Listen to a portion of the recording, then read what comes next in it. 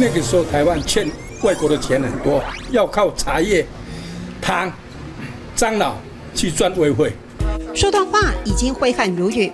采访这时，黄正明才手术完3天，为了接待参加大稻埕导览的民众，提前出院，不想错过说台湾茶历史的机会。我有一批茶叶，一条船运去北非摩洛哥，800万美金。以茶走遍天下的风光，仿佛近在眼前。早期大稻埕的繁华，可以说是从茶叶开始的。黄正明台大法律系毕业之后，放弃公费留法，被父亲说服加入制茶，力抗洋行，成立示范茶厂。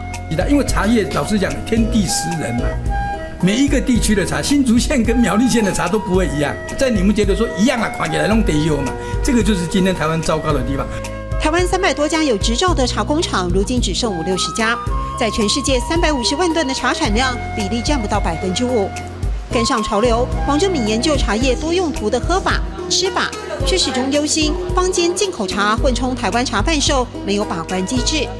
所以他花时间教民众从喝茶、学茶、爱茶也懂茶。茶叶要抓3公克，抓茶叶的时候不能只有抓上面的，一定要3只手下去到底。泡茶要用小滚水，让味出味。泡茶要用小滚水，让味出味。泡茶要用热开水才会出味。经营在茶乡里，说自己的人生取之于茶，用之于茶，自诩成为茶的使者，为台湾茶继续打拼。舍不得把这个主业卖掉。